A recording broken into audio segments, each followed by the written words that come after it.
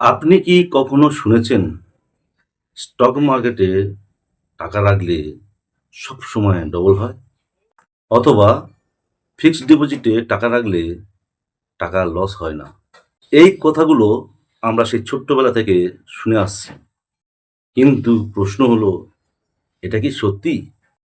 নাকি এগুলো সব মিথ? আজকের ভিডিওতে আমরা আলোচনা করব ইনভেস্টমেন্ট মিথ ভার্সেস রিটার্ন। মানে ইনভেস্টমেন্ট সম্বন্ধে এমন কিছু ভুল ধারণা যেগুলো আমাদের টাকা বাড়ার পথে বাধা দেয়। ভিডিওর শেষে আপনি বুঝতে পারবেন কোনটা মিথ আর কোনটা বাস্তব রিটার্ন। তাই ভিডিওটা প্রথম থেকে শেষ পর্যন্ত মনোযোগ সহকারে দেখবেন, কোনো অংশ যেন মিস না হয়। নমস্কার, আমি তাপস কুমার পাইক, আর আপনি দেখছেন ওয়েল কথা বাংলা। যদি এই ভিডিও আপনার উপকারে আসে তাহলে একটা লাইক এবং কমেন্ট করে জানাতে পারেন আপনি কোন টপিকের ভিডিও দেখতে ভালোবাসেন। আপনার এই ছোট্ট মূল্যবান কমেন্ট আমাদের ভিডিও বানাতে উৎসাহিত করে এবং আগামী দিনে আরো ভালো ভালো ভিডিও তৈরি করতে আগ্রহ বাড়ে। তাহলে বন্ধুরা, চলুন আর কথা না বাড়িয়ে ভিডিওটা শুরু করা যাক।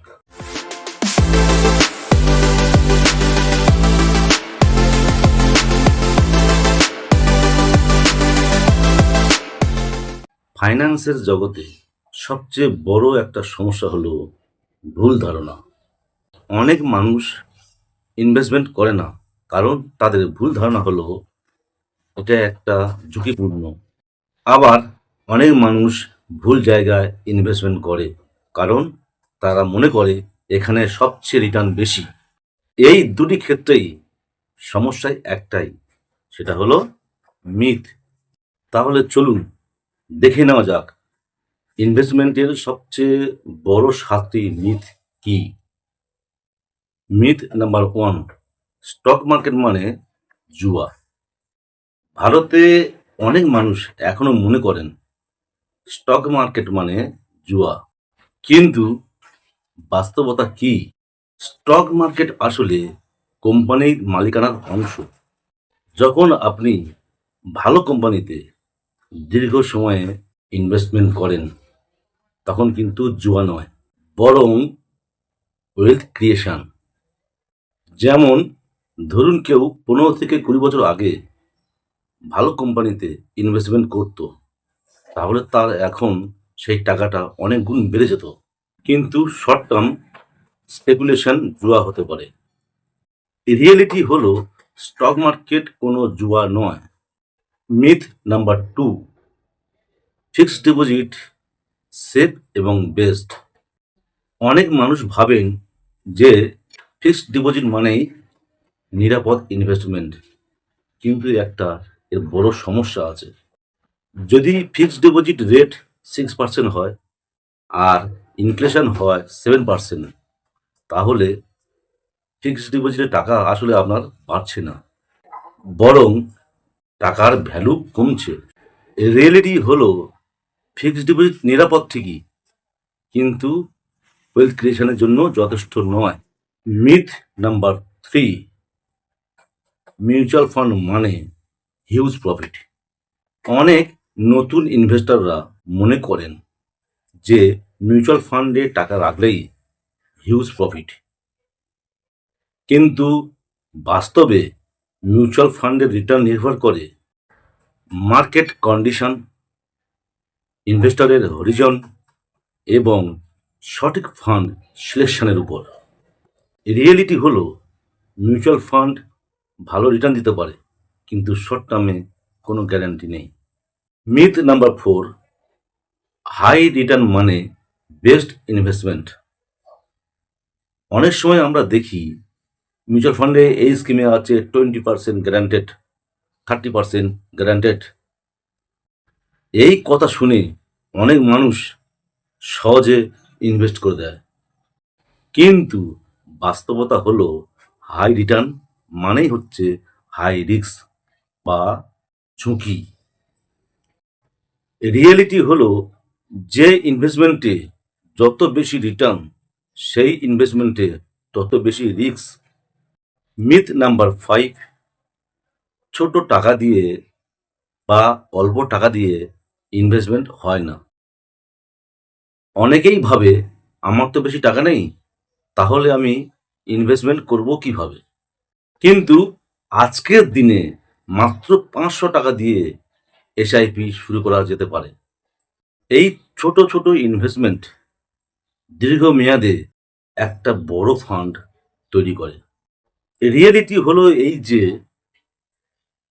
ইনভেস্টমেন্ট করার জন্য বেশি টাকা লাগে না, দরকার হয় কনসিস্টেন্সি।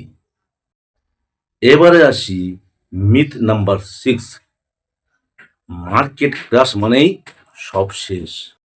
মার্কেট যখন ক্রাশ হয় তখন অনেক মানুষ প্যানিক করে, কিন্তু যদি হিস্ট্রি দেখা যায়, প্রতিটি মার্কেট ক্রাশের পরে মার্কেট আবার রিকভার হয়। রিয়েলিটি হলো মার্কেট ক্রাশ অনেক সময় বেস্ট বাইং অপরচুনিটি এনে দেয়।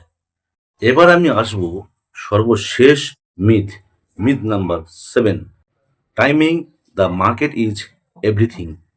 অনেক মানুষ ভাবেন যে সঠিক সময়ে মার্কেটে ঢুকলেই হিউজ প্রফিট, কিন্তু বাস্তবে time is the market greater than timing the market.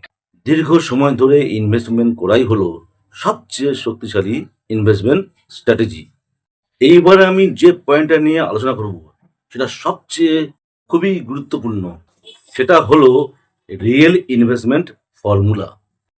যদি সত্যি ভালো রিটার্ন চান তাহলে এই 4টে জিনিস বা এই 4টে ফর্মুলা সর্বদাই মনে রাখুন। এই 4টি হলো কি কি? Number 1, long term investment, minimum 15 থেকে 20 বছরের হরিজন। নাম্বার 2, অ্যাসেট অ্যালোকেশন, সর্বদাই stock, mutual fund, fixed deposit এবং গোল্ড ফান্ড বা গোল্ড, এইভাবে ভাগ করে আপনি অ্যাসেট অ্যালোকেশন তৈরি করবেন।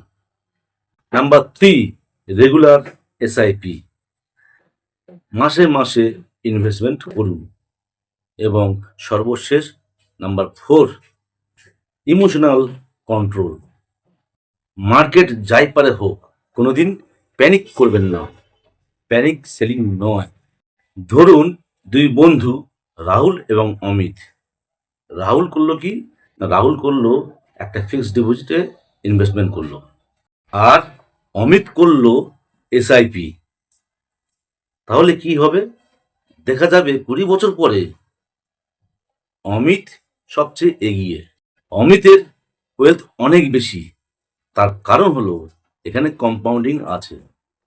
কম্পাউন্ডিং এর জন্য অমিতের ওয়েলথটা সবচেয়ে বেশি, কিন্তু রাহুলের ওয়েলথ কম, কারণ ফিক্সড ডিপোজিটে ওখানে কোনো কম্পাউন্ডিং নেই। আজ আমরা দেখলাম ইনভেস্টমেন্ট জগতে অনেক মিথ আছে। যদি আমরা এই মিথগুলো বিশ্বাস করি তাহলে আমরা কখনো ওয়েলথ বিল্ড করতে পারবো না। কিন্তু যদি আমরা সঠিক নলেজ নিয়ে এবং লং টার্ম স্ট্র্যাটেজি নিয়ে, ডিসিপ্লিন নিয়ে যদি আমরা ইনভেস্টমেন্ট করি, তাহলে ইনভেস্টমেন্ট আমাদের জীবনের সবচেয়ে শক্তিশালী ওয়েলথ বিল্ডিং টুলস হতে পারে। আপনি যদি চান আমি top 10 investment myth in India এই টপিকে আর একটা ভিডিও বানাই, তাহলে কমেন্ট করে লিখুন। তাহলে কমেন্টে লিখুন মিথ। আর ভিডিও ভালো লাগলে লাইক, শেয়ার ও সাবস্ক্রাইব করতে ভুলবেন না। নমস্কার, আবার দেখা হবে পরের ভিডিওতে। আপনারা সুস্থ থাকুন, ভালো থাকুন এবং ফ্যামিলিকে কেয়ার করুন। জয় হিন্দ।